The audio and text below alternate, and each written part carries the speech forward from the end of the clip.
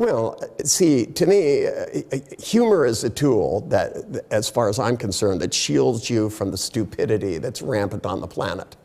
And if you can't look at how something is funny, you can't get around it. And, you know, because I listen to people's tragedy, I have for 4 decades. And if I empathized with them, which is the opposite of having a sense of humor, my sense of humor isn't a cruel one, although I do pick on people. I try to get them to look at it from a different point of view, which is what humor really is about.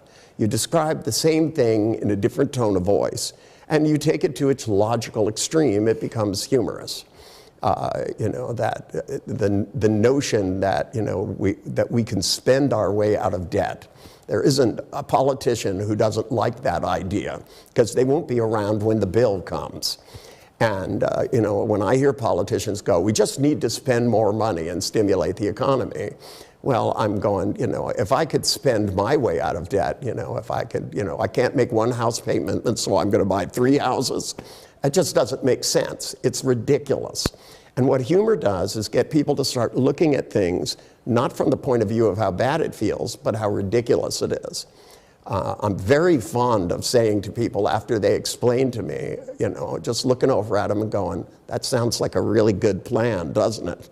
You know, because they'll tell me, well, I think this, and then I never try, and it feels really bad, and the more I feel bad, the less I try, and I go, great plan. And it shields me from having to empathize with how much they're suffering, but it also shields them from the same thing. They'll come up and smirk at me, and they'll go, well, it's not a good plan, but I can't help myself. And I said, there's another good plan.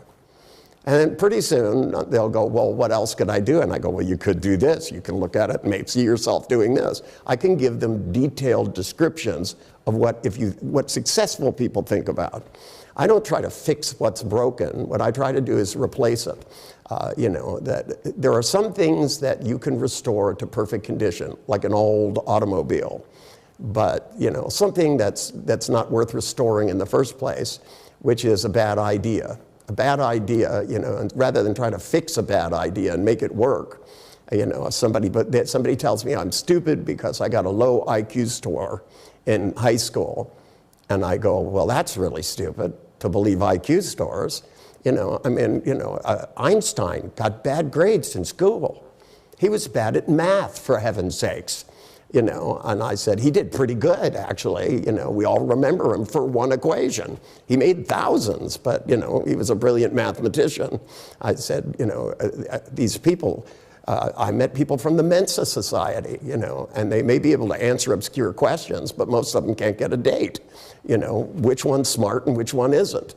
And when you start bringing this up to people, and I go, do you want to be so smart you're stupid, or how smart do you want to be? And over and over again, I've looked at people who have told me something and just asked them the simple question, well, is this working for you? And they look at me and go, no. And I go, well, then maybe you should stop. And they go, but I don't know how. And I go, good, let me tell you, it ain't that hard. And to me, I'm always using humor in the sense that you chide someone. Chiding is a particular skill that you need to be able to get people out of the crap they're in.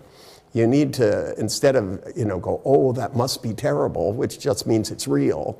You need to get people to look at it and go, I don't have to live this way. And when you start chiding people, you start going, hey, you don't have to do this anymore. Just step over here. And it's the old flirting technique of come away closer. You know, you flirt with people not to marry them. You flirt with people so you have the opportunity to find out who they are. Most people don't flirt with themselves enough to know what they actually could do. My job is to chide them into trying new ways of thinking, new ways of acting, so that they can have more fun in life and get more stuff done.